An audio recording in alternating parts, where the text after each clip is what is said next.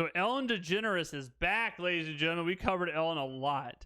Somehow, I have no clue how, but somehow Ellen is back, and Ellen is hosting, her show again in studio for the 18th season. I mean, did people just forget? Did people forget about what happened here? So this is her monologue returning to the show. Oh boy, welcome to season 18 of the Ellen DeGeneres Show. How about these cucks in the audience?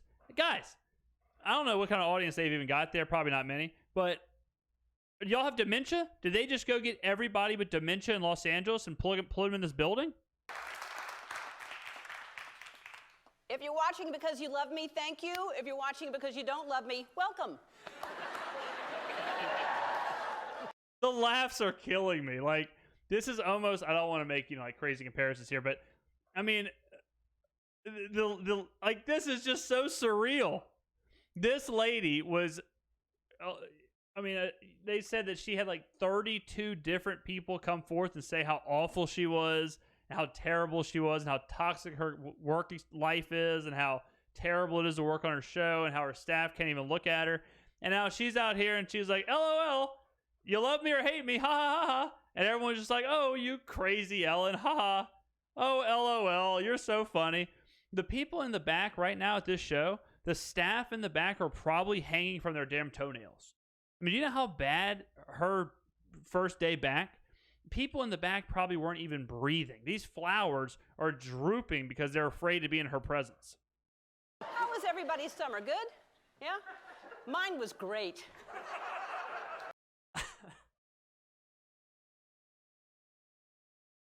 Oh my God, dude. Imagine if, I don't know, imagine if O.J. Simpson, okay? Imagine if O.J. Simpson was after his whole trial, and he becomes innocent or whatever.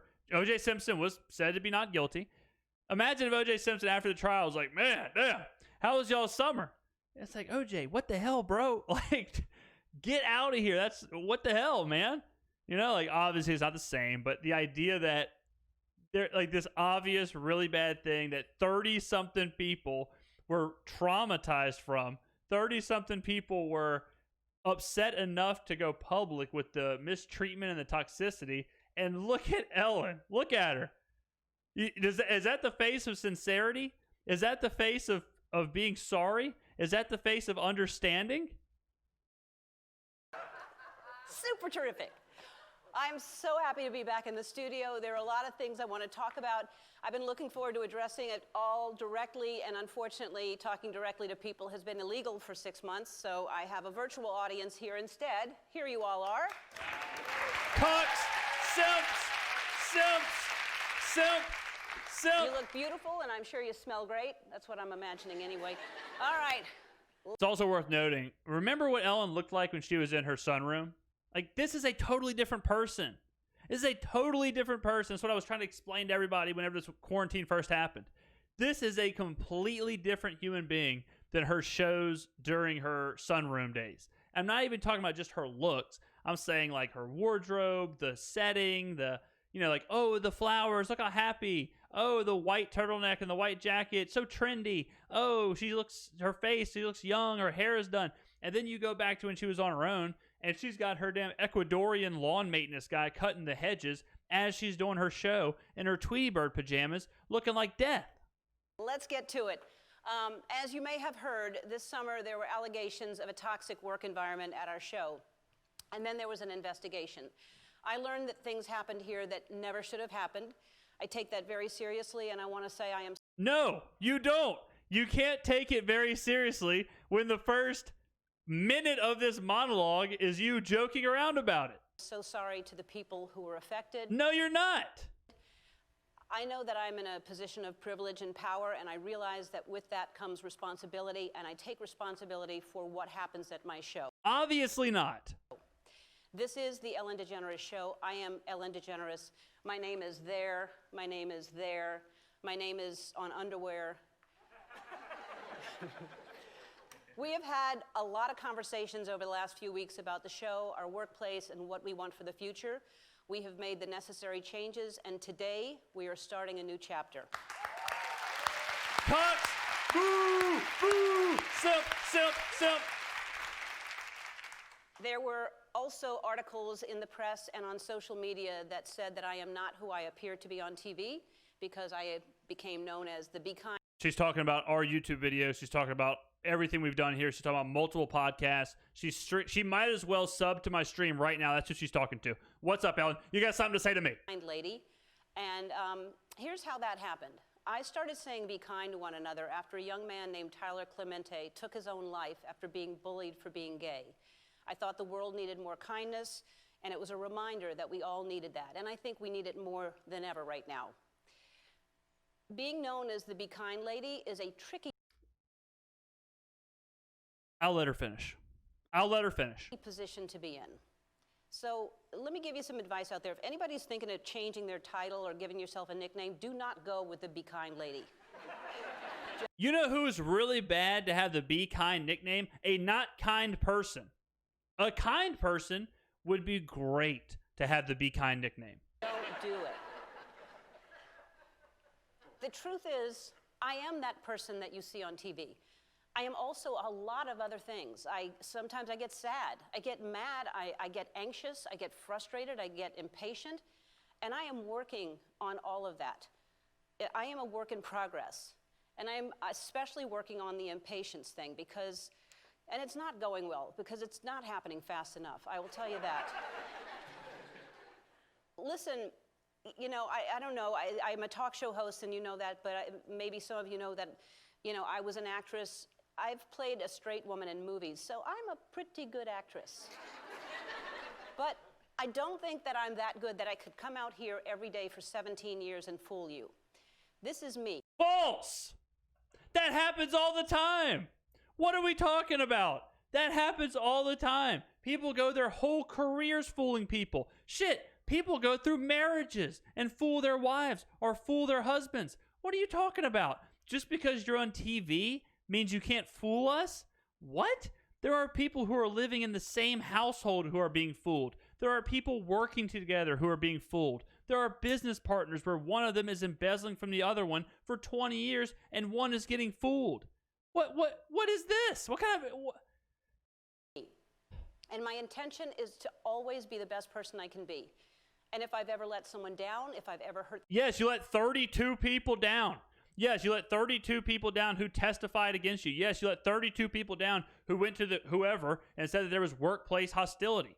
Yes, you let all those people down for 17 years. Their feelings, I am so sorry for that. If that's ever the case, I have let myself down and I've hurt myself as well because I always try to grow as a person. I look at everything that comes into my life as an opportunity to learn. I got into this business to make people laugh and feel good. That's my favorite thing to do, that and Jenga. I love that game. And now I am a boss of 270 people. And now, Ellen. And now? What? You've been in this situation for almost 2 decades. What are we talking about? And now? She's basically telling you, oh, look, guys, being the boss of 270 people is hard. That's why I was a dictator tyrant to 30 people who had such terrible lives that they testified against me. 270 people who helped make this show what it is. 270 people who I am so grateful for.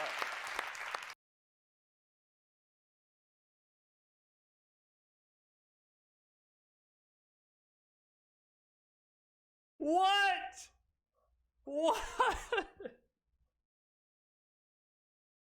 What?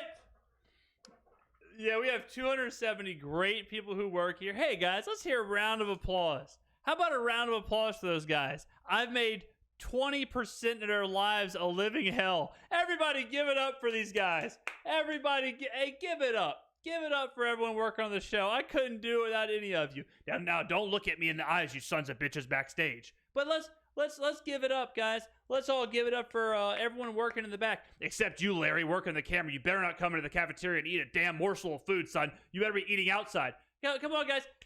Clap it up. Clap it up.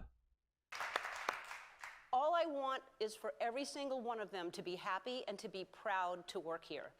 This has been Fail. a horrible summer for people all around the world. People are losing their jobs. People are losing loved ones to a pandemic. People are losing their homes and lives in raging fires that are going on. There's blatant racial injustice all around us. I watch the news and I feel like, where do we even begin? So my hope is that we can still be a place of happiness and joy. I still want to be the 1 hour a day that people can go to escape and laugh. Except my staff. I don't want my staff to escape and laugh. I want my staff to be chained to the walls. I want to continue to help all the people that we help every day. And I am committed to making this the best season that we have ever had.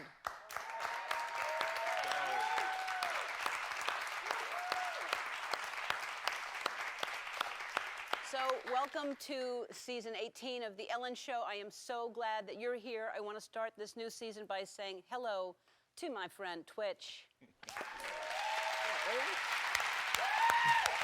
Sup?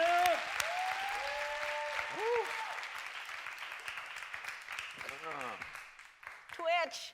How are you, Ellen? I'm so happy for this moment. I have been waiting to be able to be back in the studio and to talk to people, and Absolutely. it's so good. We actually have been seeing each other and continuing our friendship, but Of course. we did Game of Games a month ago. Absolutely. And it was fun. It was just, I mean, yeah.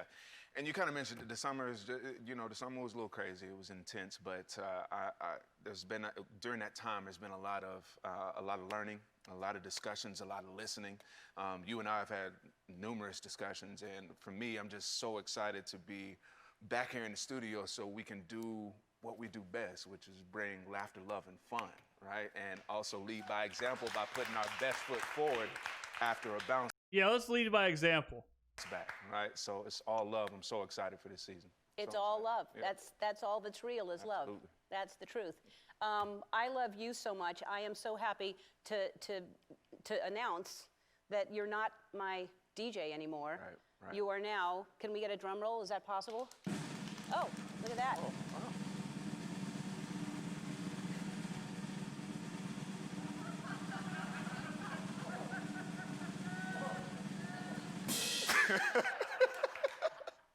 My co-executive producer.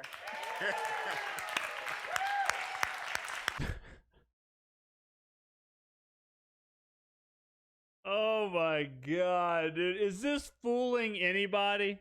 Is this fooling anyone? Seriously, guys. Like, do I even have to do this? Do I even have to go through this? Hey, Twitch. I happen to notice this summer, that you may be getting asked a lot of questions about how I'm a dictator tyrant. Anyways, if you, I don't know, stick up for me, say that I'm not, a dictator, how about this, Twitch?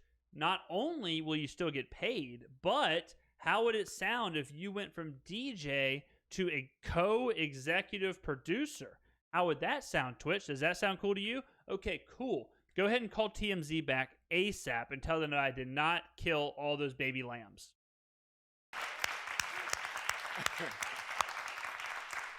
Because you're such an important part of this show, and And you didn't squeal. unfortunately, I had to take the fake DJ equipment away. That's okay. You got nothing there now to pretend like you're a DJ. Yeah, exactly. A DJ can actually use that now. Yeah, it was fake anyway. Yeah. Hi, I'm Andy. Ellen asked me Andy, get out of my face. I don't want to hear from you, Andy. What are you wearing? Get your life together.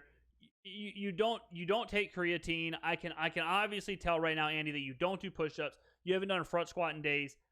I don't need to listen to you, Andy. Okay, you need to figure your life out. Forearms need some work. Your shoulders need some work. Your trap needs some work.